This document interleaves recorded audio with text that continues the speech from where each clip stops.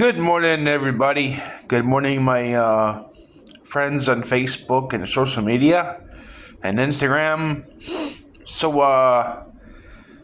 this is gonna be a story about my cancer I had.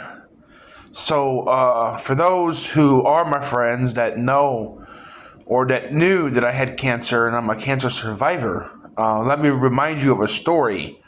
And for those that are new, maybe my story can inspire you. So, with that being said, good morning, good afternoon, or good night if you're in a different country. Have a great day and make this day, or at least try to make this day a better day. I wish you a better day. So, anyways, this is my story. So, for those on social media, you may be thinking to yourself, man, this guy's been posting a lot about trying to settle down and find a woman and, settle down. And why does he keep posting a lot? Well, I kind of look at, I don't know. Well, my story is different from your story.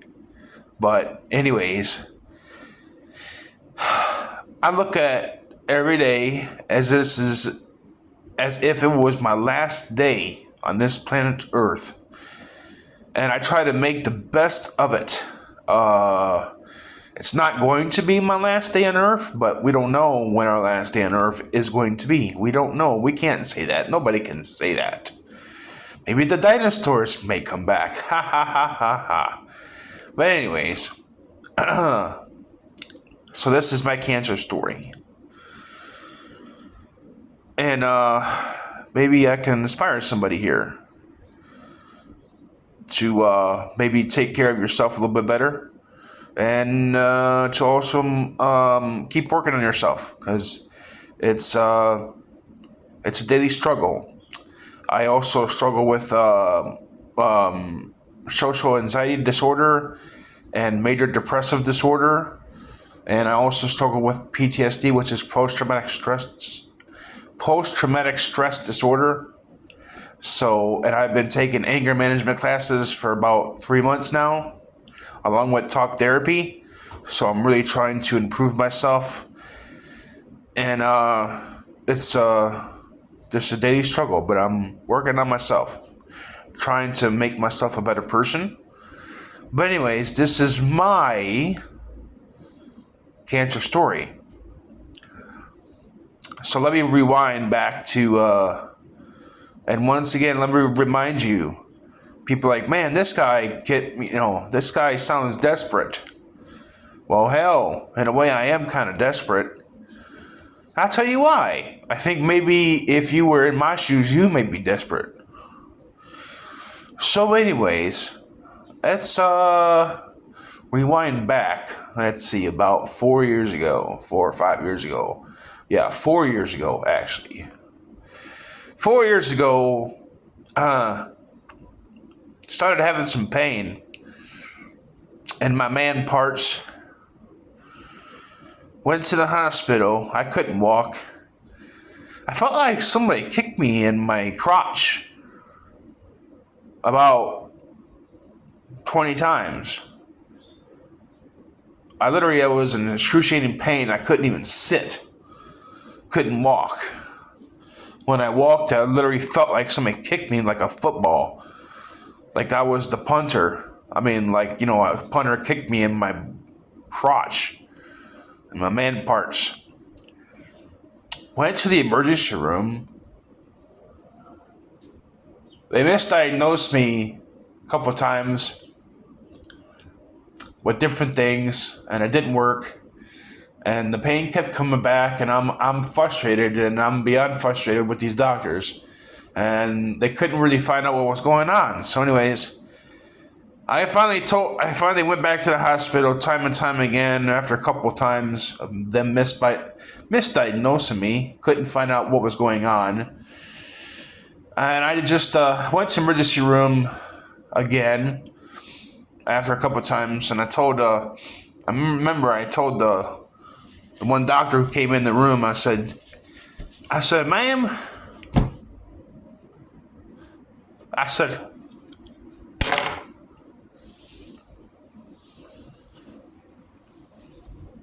something's wrong, man. I said, I'm in pain. I told that doctor, I said, I said, if I could just plug myself into the computer, the computer will show you something ain't right, Denmark. Something ain't right. Something. Kept telling the doctor, I said, something's wrong. Telling you something's wrong. So anyways, begged the doctor, finally, I told the doctor, I said, can you just scan my whole body? Just scan it, put me through a scanner. They call it an MRI machine.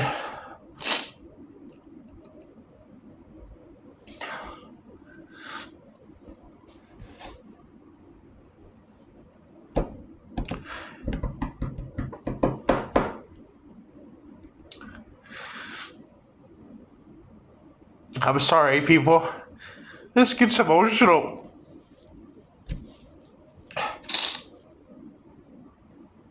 When I think about it. Because it scared the crap out of me. It really did.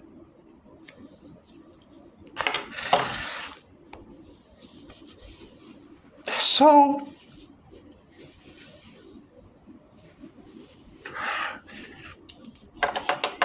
anyways, get it together, Bob. Get it together. So,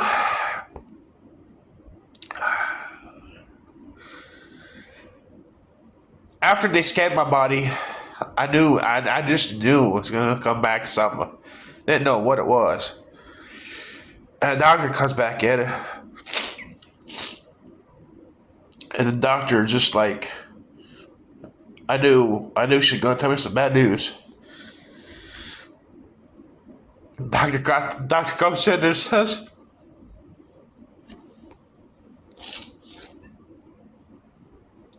Bob, I'm sorry, but you got a couple tumors, and it looks like cancer.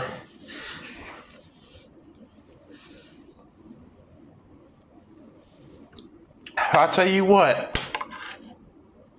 boy, my life flashed before my eyes.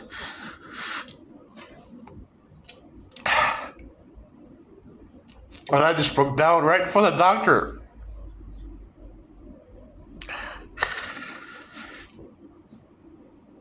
And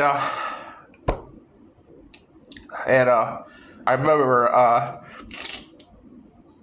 had asked the doctor, I said, it's kind of funny that I asked that question, but I was just caught up in the moment, I asked the doctor, I says, can you tell me how long I can live? I know the doctor couldn't answer me that.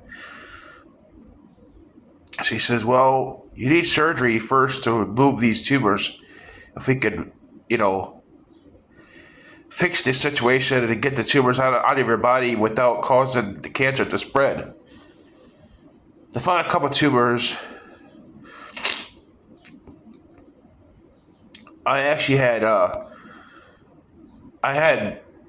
one tumor on my prostate, and that one was actually causing the pain in my man parts.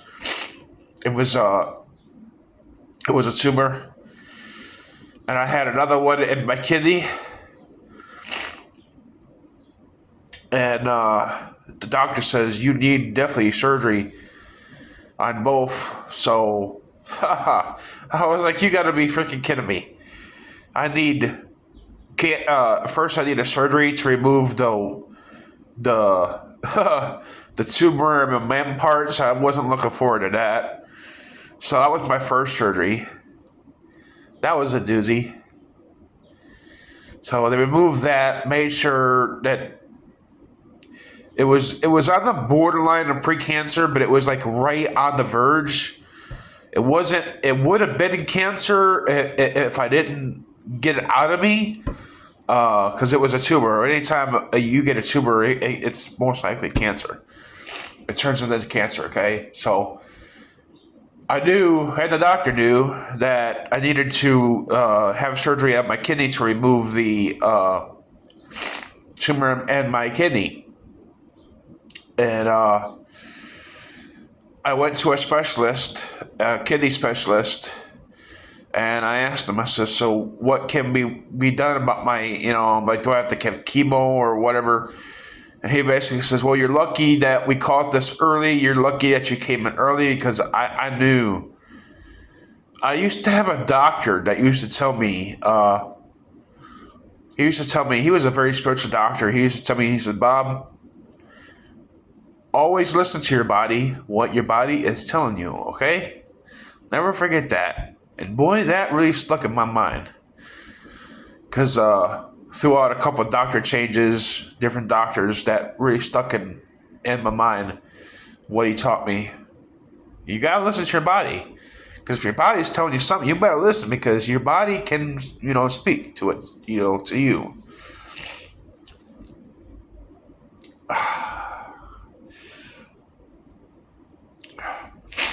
So, the kidney doctor basically said, "Well, we have two options. Cut a part of the kidney out and take a chance." And he actually says that he liked the idea of just taking the whole kidney out rather than having a chance of it spreading. So, and I had asked him, I says, "Can I live a decent life? If you take the one kidney out, I'm down one kidney. I only have one kidney left." He says, "Yeah, you just got to be careful with what because you're only going to have one kidney left." So I said, "Well, just save my life. Do what you got to do, yo. Get it over with."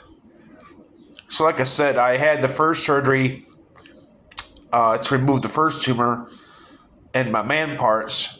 Then once I recovered from that, then I had the kidney surgery to remove my kidney. That was, whew. When I had my kidney surgery, that was the most pain I ever had. Boy, I tell you what, I actually felt like a woman, like when a woman gives birth, because they had to cut basically half of my stomach. And man, whew, next day trying to get up, and the nurses was making me walk, trying to get me up. So, that was something. But anyways, now that they removed all the tumors, then they found another tumor. So I had the tumor in my man parts. Then they made sure that was taken out. Then they removed my one kidney. And the kidney itself had clear cell carcinoma. So it is a type of cancer. It's called clear cell carcinoma. You can actually look it up. And I was talking to the doctor about it. He says, there's also a chance it can come back, and we don't doctors can't tell you. They're not magic doctors. They can't tell you when it's going to come back, if it can come back. They always tell you there's a chance of a reoccurrence. So, that's how it is in the back of your freaking mind. Playing like a cassette player every morning that you wake up. Gee, am I going to get it again? Is it going to come back? Is it going to come back? Is it going to come back?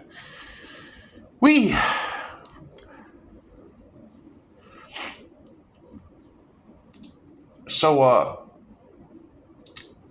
Cleveland Clinic saved my life. They really did. I owe gratitude to Cleveland Clinic. They saved my life.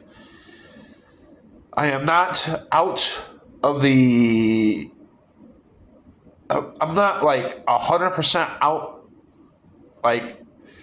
So once again, I had the tumor in my man parts, and they took that out. It was almost pre. It was basically pre-cancer, and they said it would have turned out if I would have waited for like probably a couple more months, it would have been a clear cell carcinoma or some kind of carcinoma. They said, but the kidney itself did actually have carcinoma in it. So I'm down one kidney, and then they found I had another small tumor in my gallbladder, then another small tumor in my other area, like on the side of the gallbladder. So I have like two more, and they said it's cyst. It's just right now. It's a cyst. So they're just basically watching it. They say I might have to have the gallbladder taken out if it grows anymore. So yeah, I'm not. You know, they already said, well, if the one in your gallbladder grows anymore, we're gonna have to remove your gallbladder. That's another freaking surgery I gotta have. Oh man, sometimes I feel like a wreck of a mess. And that's why I am so. What's the word I'm trying to use? I am so.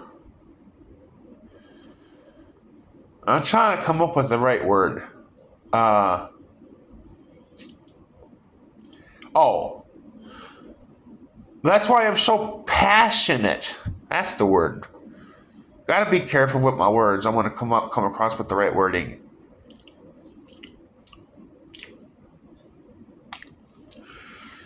I am passionate about. Hold on, let me take a drink of water here.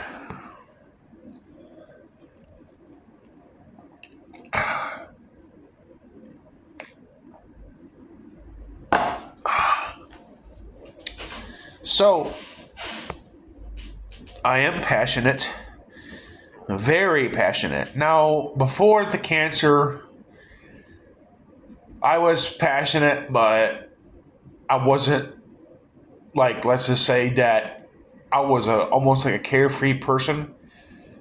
I just did things I didn't. I don't know. I was a. That's to say I was a different person. But when we're younger, we are different people. Then we grow and learn and be wiser as we grow older. Some people do, some people don't. But in my case, the cancer actually changed my life and changed me as a person because all I was doing was crying and praying.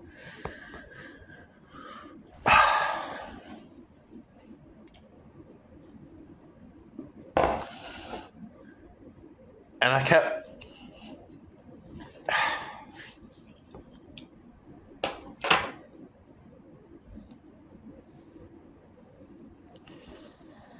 I kept telling myself, I said, if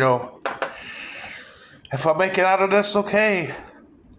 I want to give this the best shot I can. I told myself, I said,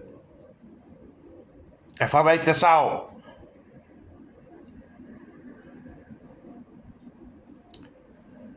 I'm going to learn how to be more passionate throughout all my life. From this day forward, through every aspect of my life. Whether it's love, relationships, friendships.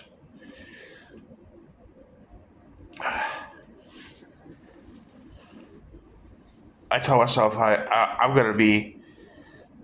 gonna try my best.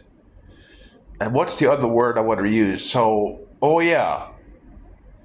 So, before the surgery, before the cancer, I just let's just use the word half-assed. I did everything half-assed. Well, after the surgery, after the cancer was taken out of me and they saved my life, I was like, you know what? No more doing everything half-assed. If I'm going to do something, I'm going to do it all in or nothing at all. And that's why I am very passionate. So there's your answer. If you're like, man, this dude's passionate, well, there's a reason why. And this is my cancer story. So, I hope I inspired you. So, share this. Make this day the best because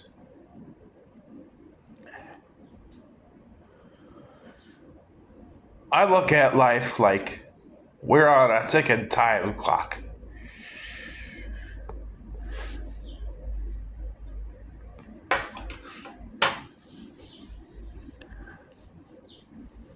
Because we're only on this earth a short time.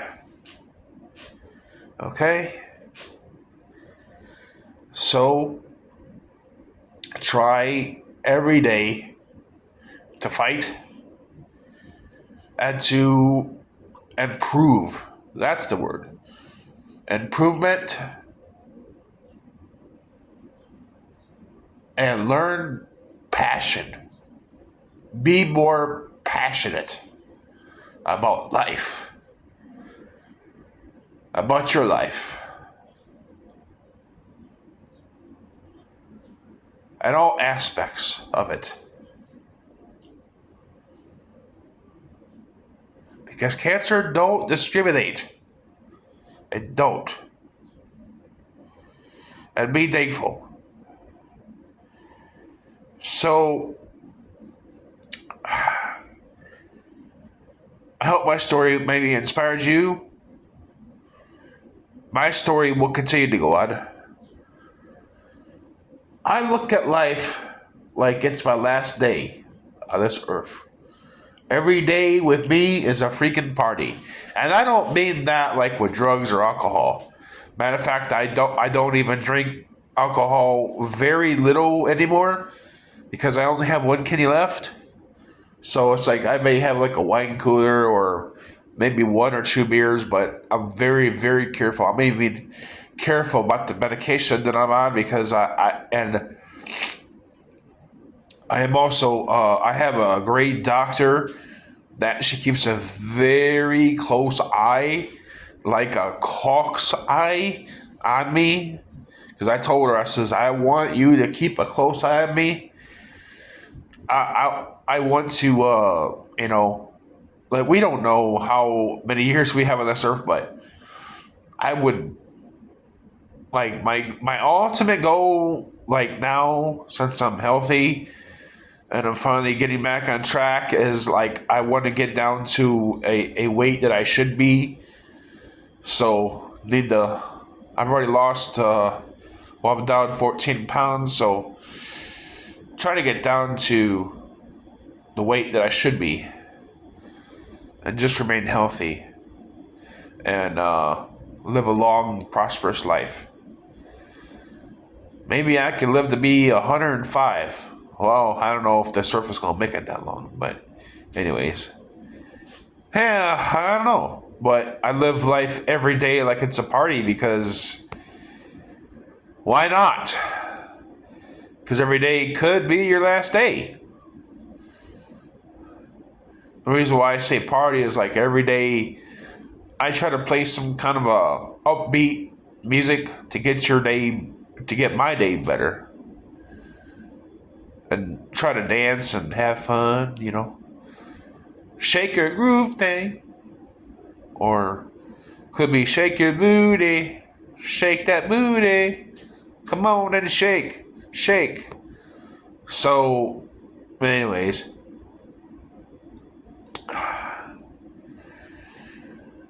Oh, well, have a great day, everybody, and make this day the best that you can. So peace and love, my friends.